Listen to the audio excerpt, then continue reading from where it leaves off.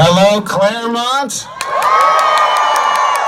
I can't tell you how great it feels to be back in my old neighborhood. You know, to say that I'm grateful and honored would be an understatement. Welcome home! Thank you! But I'm not going to bore you with a biographical speech. I did this, I did that, I did this and that. But I do want to tell you a little bit about myself to put in perspective how meaningful this is to me. I'm in the middle of 7 children. My father was a career naval officer. I went to 9 schools in 12 years. 3 of them when I lived in San Diego. And in 4 years, that was the longest stay I had in any city. Because I just, bounced around, eventually graduating from Yokohama High in Japan. Oh, some Yohai fans here. But part of me is honored because the community reached out and made me a part of something I'd wanted for so long, a sense of place. I don't really have a hometown, but if I could pick a hometown, it would certainly be San Diego. I loved living here. Now, if anybody is here from when I lived here back in the olden days, they probably remember me as that goofy kid that was always doing puppet shows and doing magic tricks and imitating cartoon characters. And, I was certain that I wanted to do what I wanted to do back when I lived in this neighborhood. I didn't tell anybody because I didn't want them to make fun of me. But I'm here today with my family, my wife Mary Lou, my son Nathan, my son Griffin, my daughter Chelsea, our 2 rescue dogs Millie and Mabel.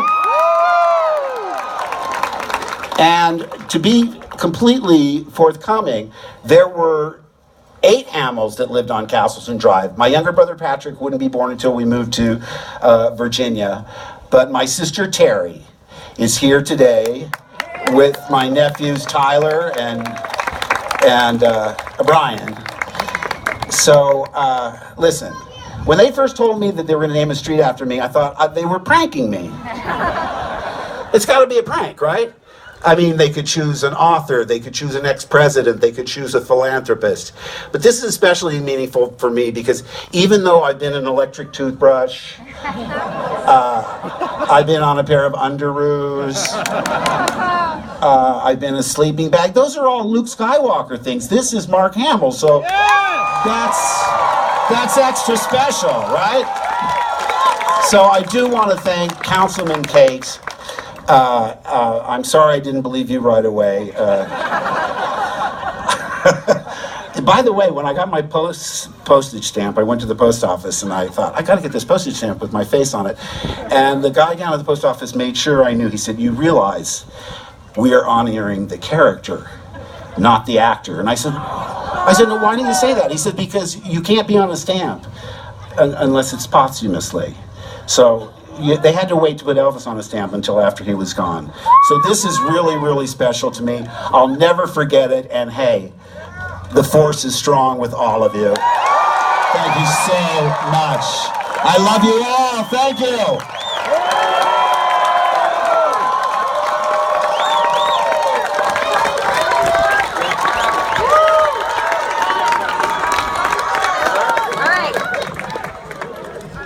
Are you ready for some Q&A? Sure. All right, here you go. That's for you. Is this on? Is it on? Yeah, here we go. On. Okay, so Councilman Kate has asked all of you to tweet questions for Mark. And these are just some, so we're going to go with this. I hope there's no math questions. It's at the end. Uh-oh. Okay, so brace yourself. I'll say getting So nervous Becca right now. Gutierrez wants to know, what do you love about San Diego? Oh my gosh, what I not love about San Diego. I love going to the zoo. I love going to Pacific Beach. I love riding my bike up and down the sidewalks and getting the kids in the neighborhood I was always putting on shows. The puppet shows, huh? And it was just a great place. I mean, they say the Star Wars films are about family. A dysfunctional family, but a family nonetheless.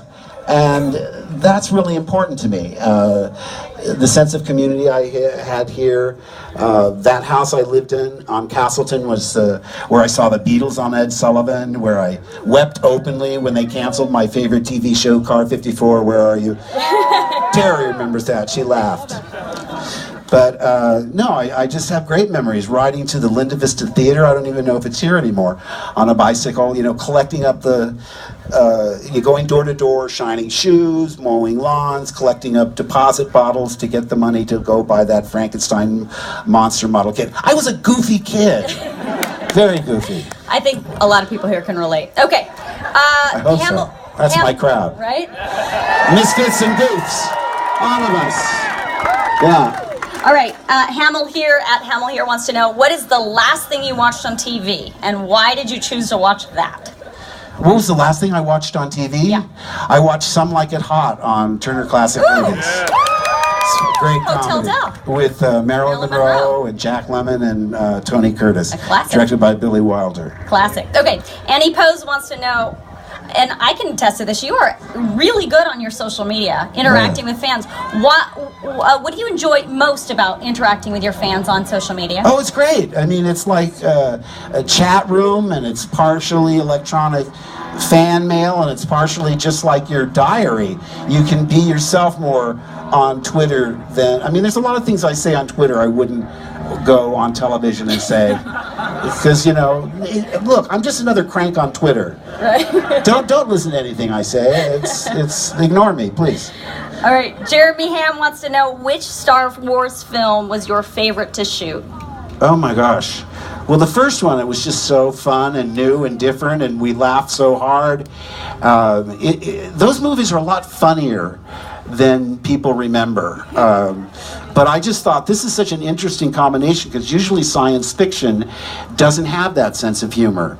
I mean, 2001 is a classic film, but a laugh riot is not. So we had sort of that combination. I mean, it was a pastiche of pirate movies and cowboy movies and all these things that George loved as a kid. And by the way, I should always thank George Lucas and the thousands and thousands and thousands of people that worked on those films over the years.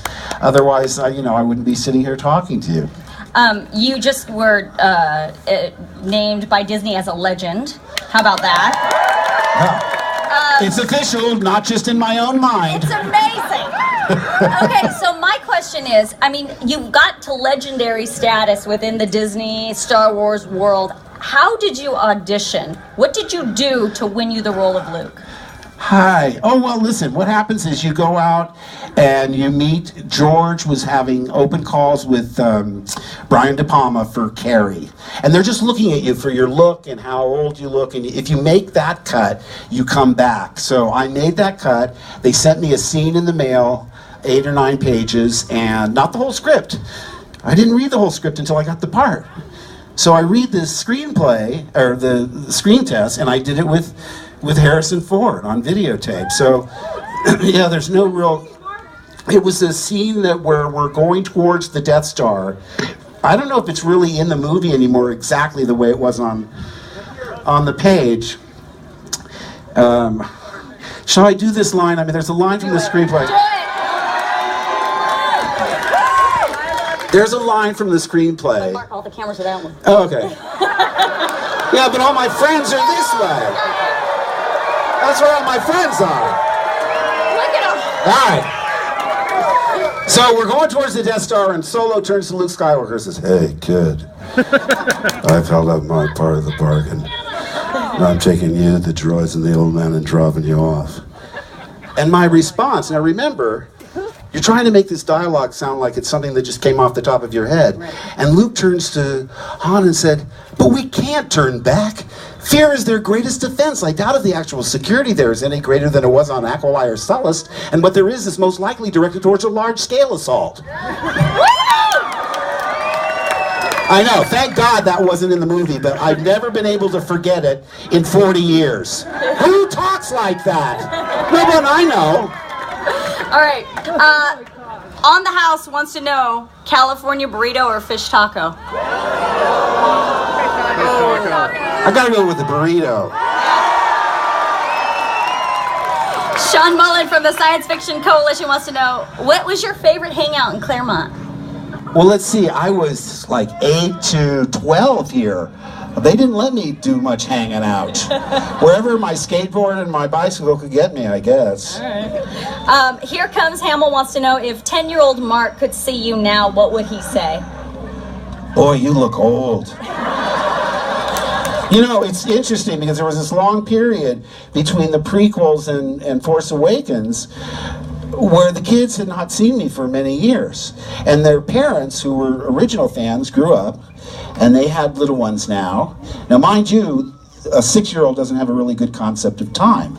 So they think we made the movie like 2 weeks ago.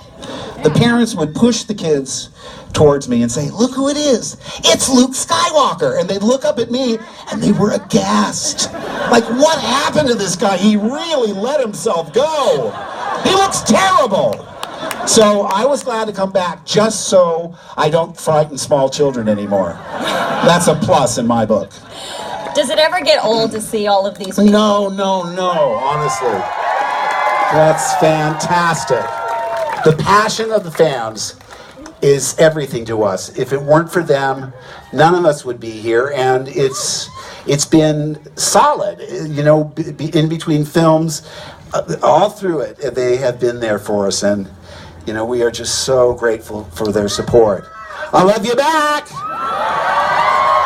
Hope you mean it. What can you tell us about the next installment? The Last Jedi. It comes out December 15th. And if I drop any spoilers, Disney will cut off my head and throw it right in my face. All right, we'll do one more. What are the top 3 forces that make a great actor? Any tips? That's from Emma Eats. Well, you know, one of the things I wanted to say when the sign goes up to young people, to all people, I hope it is a symbol of hope and encouragement to you, because I really believe if you find something that you love and you really apply yourself, get the best education you can, never give up, it can happen to all of you. And that's what I hope that you think of when you see that sign. All right, I think it's time. Councilman. All right.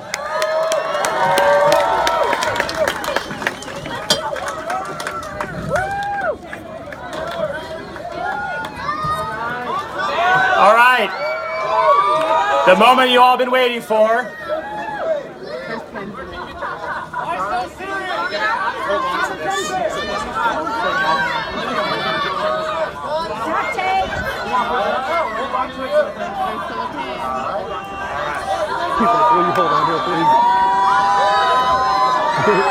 Here we go.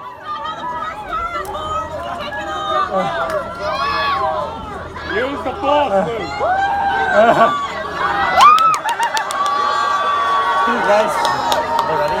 Use the force. Look this way. The cameras are over here. Don't let the dark side win. Here we go. 5, 4, 3, 2, 1. Oh, shit!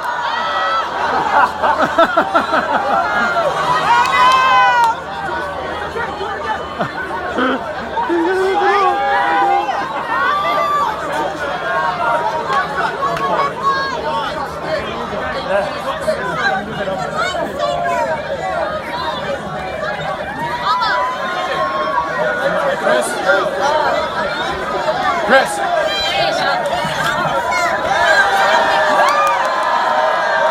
San Diego's finest.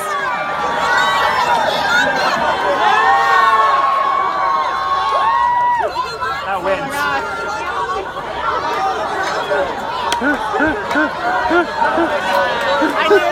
I know.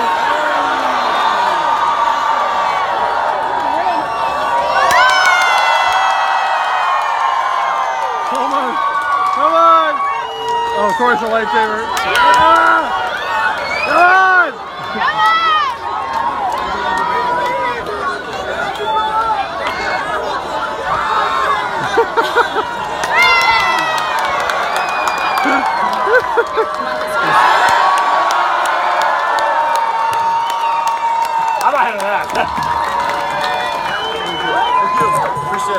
All right, Mark, Thank you, sir. we have one more surprise for you before you leave.